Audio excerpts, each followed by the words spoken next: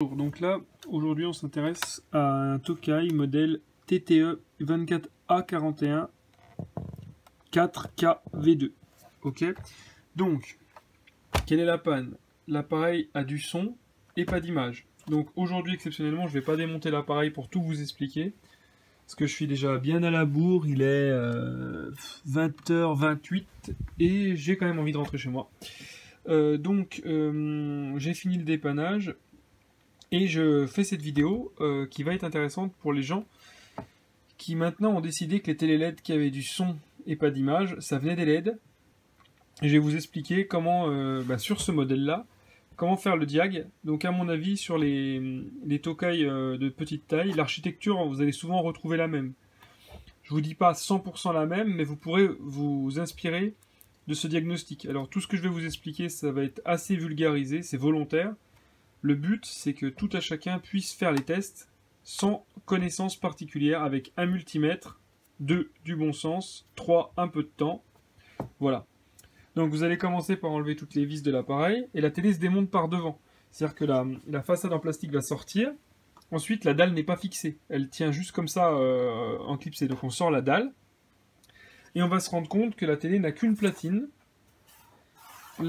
principale, donc qui fait office de traitement des petits signaux, c'est-à-dire l'antenne, le Péritel, le VGA et compagnie.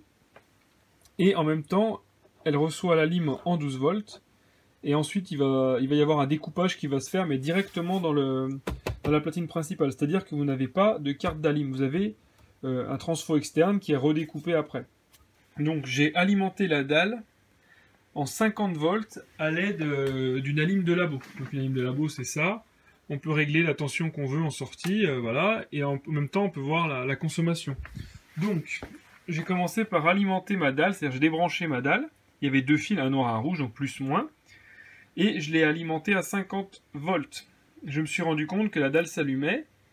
Je me suis dit, ah, c'est pas les bandeaux LED, tiens, quel dommage. Ça aurait été tellement une panne que tout le monde pense évidente. Donc ensuite, je me suis rendu compte qu'il y a cette petite pièce-là, qui est en fait, ils appellent ça le driver LED dans la nomenclature. Mais en fait, c'est quoi? Récupérer le 12 volts, on va dire, le travailler, d'accord? Et faire une tension de sortie qui va varier, on va dire, entre 45 et 60 volts. C'est facile à savoir, hein, l'appareil, il s'appelle 240 EMA 60 volts. Donc on sait que le but c'est qu'il sorte 60 volts.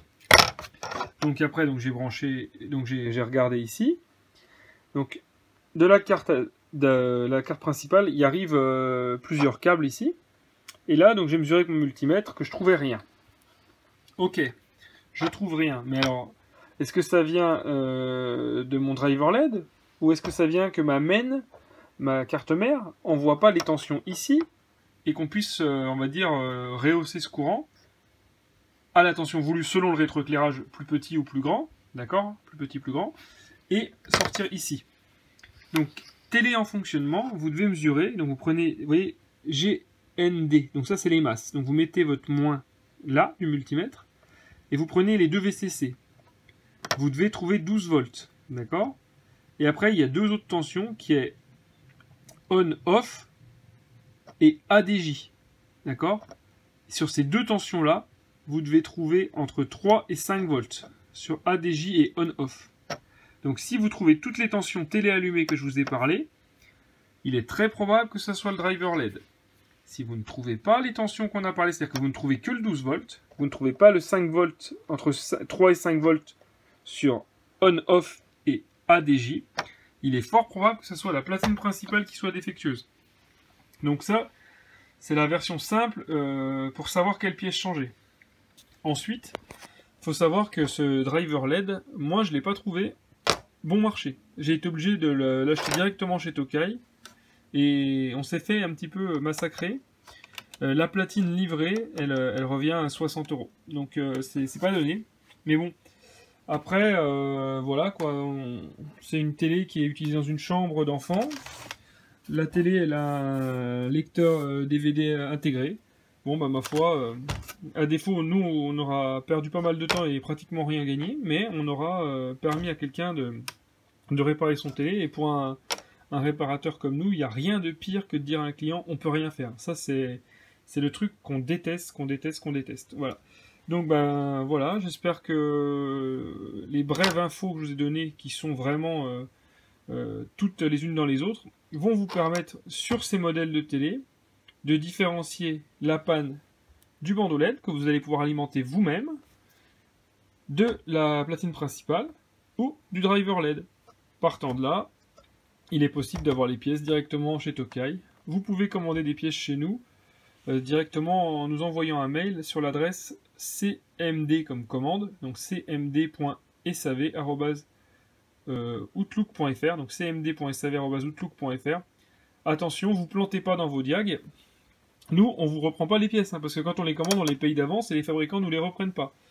Ensuite, ne nous demandez pas d'aide, s'il vous plaît, par mail, c'est horrible. On peut pas répondre à 50 mails par jour en disant moi j'ai ci, moi j'ai ça. Je peux pas faire ça. Je veux dire, voilà, on a des choses à réparer, on a un métier, voilà.